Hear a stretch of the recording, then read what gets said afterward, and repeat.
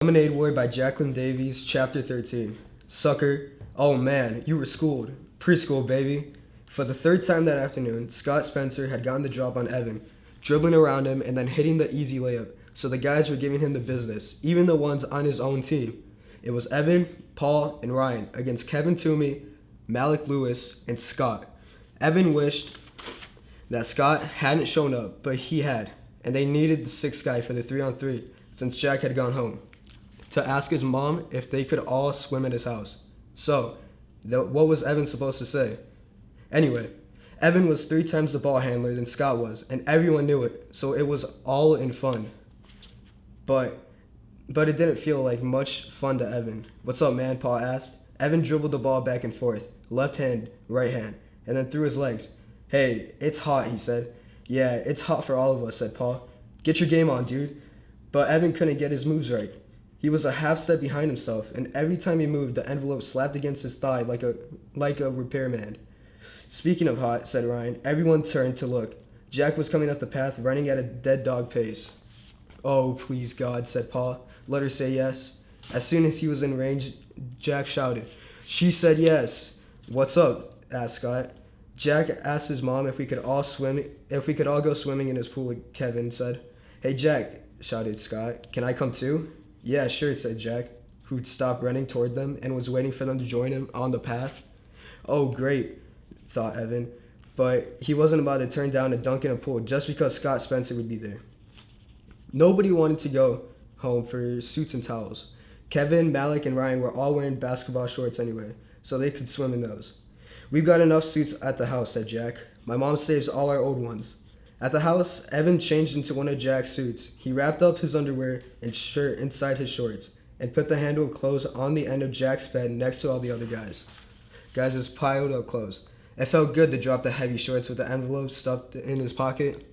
Then, just to be sure, he put his shoes on top of his pile of clothes. He didn't want anything happening to that money. They played pool basketball all afternoon, even though the teams were uneven. Mrs. Bagderasin brought out drinks and cookies and chips, and also sliced up watermelons. Every time one of them went into the house to use the bathroom, she shouted, "Dry off before you come in." But she did it in a nice way. Then, just when Evan thought the afternoon couldn't get any better, it did. Scott had gone into the house to go to the bathroom. A few minutes later, he came out dressed, his hair still dripping down his back. "I gotta go," he said, jamming his foot into the sneaker. "Did your mom call?" asked Ryan. "Nope, I just gotta go," he said. "See ya." He ran out the gate. "Great," shouted Evan. "Now the teams are even." And they went back to playing pool hoops. Evan didn't think about Scott Spencer for the rest of that afternoon. He didn't think about Scott Spencer until he went into Jack's bedroom to change back into his clothes and noticed that his shoes were on the floor and his shorts weren't folded up. The Lemonade War by Jacqueline Davies, Chapter 14. "Come on, you two," Mrs. Tresky called up the stairs. "If we don't go now, there won't be any room on the grass." "We're coming," shouted Evan, sticking his head out the room. Jessie was sitting on his bed, and he was trying to get her to go to the fireworks. She had her lockbox on her lap and a mullish look on her face. "Just say it's a tie," said Evan. "Come on, Jess. This whole thing is stupid, and you know it." "It's not a tie unless it's a tie," said Jessie. Knowing she sounded like a brat, but not able to stop herself. "How much have you got?" "Mom's waiting," said Evan. "Put your dumb box away and let's go to the fireworks." "How much have you got?" Evan tensed up his fingers as if he were strangling an invisible ghost. "Nothing, okay? I've got nothing. Look." He turned the pockets of his shorts inside out. Jessie looked skeptical. "You can't have nothing. You must have something." "Well, I had expenses, so I ended up with nothing, okay? Are you happy? You win."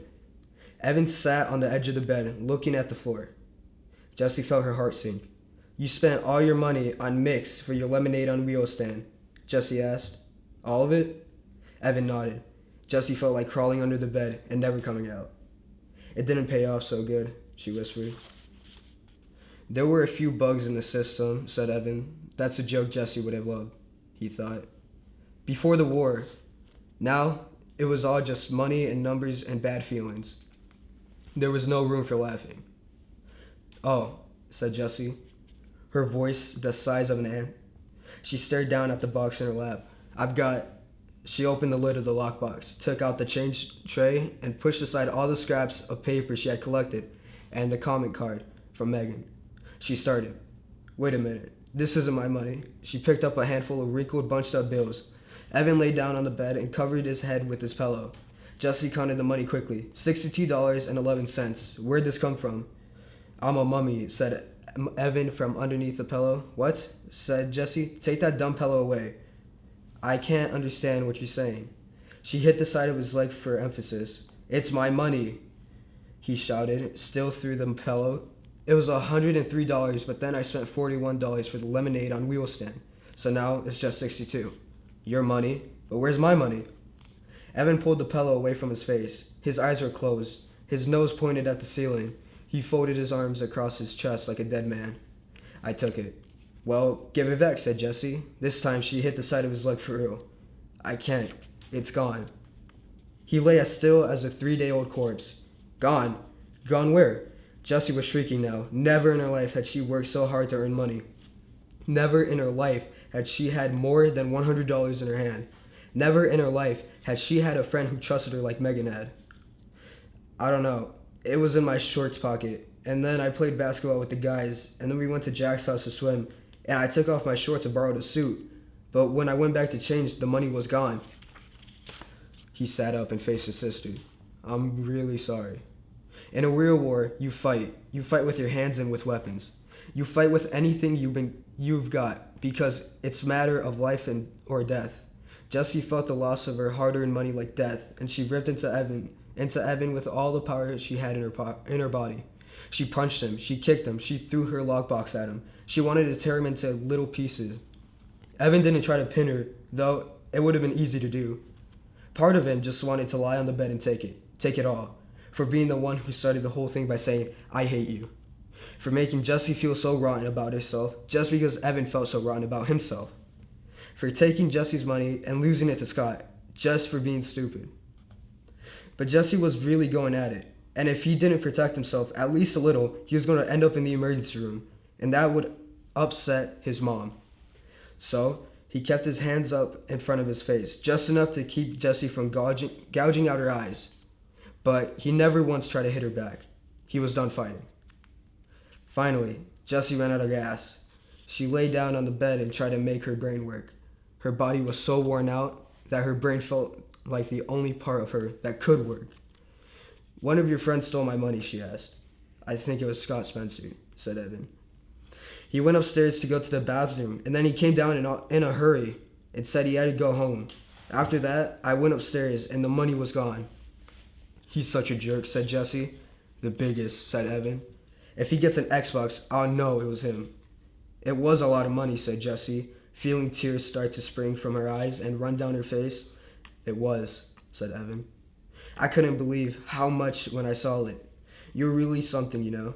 You know that? Earning all that money selling lemonade. Thanks, thought Jessie, though she couldn't say the word. Why'd you do it, Evan? She asked. She meant, why'd you take the money? And why'd you act so mean? And why'd you start this whole war in the first place? There were too many questions. I was mad at you for putting the bugs in my lemonade, he said. Well, I was mad at you for saying you wanted to pulverize me, she said. I only did that because you were hanging out with Megan, and I felt totally left out. Well, how do you think I felt when you wouldn't let me hang out with you and stupid Scott Spencer?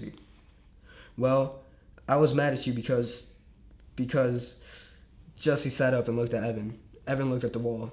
Because I don't want you in my class this year, he said. Because I'll embarrass you, she said solemnly. Because I'll embarrass myself, said Evan.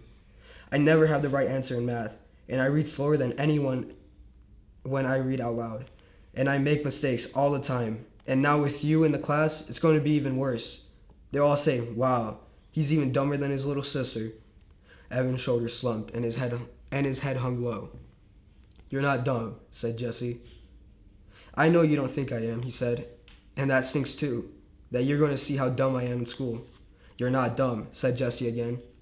You made $103.11 selling lemonade in just 5 days. Yeah, but you made $280, you see? You're my little sister, and you're twice as smart as me. Jessie shook her head. Half that money is Megan's. She just gave it to me to give to the Animal Rescue League. I only made $104. Evan unslumped. Really? Jesse nodded yes. So you made 104 and I made 103 and 11 cents, said Jesse. So it really was a tie, said Evan. No, said Jesse. I won by 89 cents. But I mean, come on, said Evan. After all that, it was practically a tie. No, said Jesse. It was close, but I really won. Wow, we pretty much tied, said Evan. Jesse decided to let it go. For the first time in 4 days, she didn't care about who had more and who had less. Besides, she was waiting to see how long it would take Evan to figure it out. Not long. Holy crud, he said suddenly. I lost Megan's money too? $104 of her money? Oh, crud. He threw himself back on his bed and covered his face with both arms. Neither of them said anything for a long time. Finally, Jesse broke the silence. I'm really sorry I put the bugs in your lemonade. Thanks, said Evan. I'm sorry I took yours and Megan's money. Well, we shouldn't have done any of this, Jessie said, waving her hand at the money on the bed. It ruined the end of summer. Yeah, the whole summer's been crud, said Evan. Not the whole summer, just the last 5 days. Remember we went to Bar Harbor and we swam at the pond? Jessie couldn't stand Evan thinking their whole summer together had been crud. Yeah, but I think the last 5 days kind of cancels all that out, said Evan. I can't believe I have to tell Megan Mority she likes you, said Jesse. Evan sat up surprised. Really? Yeah, said Jesse. I don't get it either, but she's always asking what you're doing and if you can play and stuff. Why do you think she does that? Cool, said Evan, smiling. So you guys are friends? Yeah, said Jesse. We're good friends. Okay then. So she'll be coming over here to play and stuff, right? That's cool. You're weird, said Jesse. Yes, I am, said Evan. There was another long silence. The late summer light in Evan's one window room had faded to black, but neither one of them wanted to turn on a light. It was nice sitting there, just the two of them, in the cooling darkness. An afternoon breeze had kicked itself into the gusty wind, and the shade of the window tapped out a steady beat that was pleasant and reassuring. This war was stupid, said Jesse. Evan nodded in the dark. Just then, they heard the sound of thunder booming in the distance. Then, more and more, until the whole house shook. The fireworks, shouted Jesse. Oh, snap, shouted Evan. Jesse and Evan raced down the stairs. At the bottom, they found their mother sitting on the last step, watching the sky through the sliding screen door. Why didn't you call us, said Evan. We're missing the fireworks, said Jesse. Oh, I figured whatever the two of you were talking about was more important than a fireworks show. Mrs. Tresky turned to look at her kids. Did you work it out? Evan and Jesse nodded just as a Roman candle exploded in the sky. Not a bad seat, said Mrs. Tresky, patting the step. Enjoy. For 20 minutes, the night sky was alive with wagon wheels, party-colored Delilahs, and whistling glitter palms. Evan, Jesse, and Mrs. Tresky sat watching silent, but for the occasional ooh and ah that seemed to escape from their lips like hissing air from an overblown tire. When the last of the fireworks bloomed and then faded, Evan, Jesse, and Mrs. Tresky sat in the darkness waiting. No one said anything for several minutes, and then Jesse whispered, "It's over." Yes, it was over. Wait, said Evan. What was that? What? Asked Jesse, straining her ears. Listen. In the distance, a boom and a rattle. More fireworks, said Evan, staring up at the dark sky. Where? I don't see them, said Jesse. All of a sudden, the sky split in two as lightning sliced the night. An explosion of thunder rolled through the house, rattling the windows and pictures on the walls. Rain poured from the sky as if a gigantic faucet had been twisted on. Yow, shouted Mrs. Tresky, leaping up from the step. Battle stations! Every window in the house was wide open, so Evan, Jesse, and Mrs. Tresky ran from the top floor to the bottom, shutting windows and sopping up the puddles. The rain came down from the fury and impatience of a 2-year-old having a tantrum. As he closed the window in his room, Evan could hear the gurgle of the gutters choking on the downpour. One thing ends, another begins, said Mrs. Tresky, meeting Jesse and Evan on the stairs. She raised her index finger like a wise philosopher. Fireworks, rainstorm.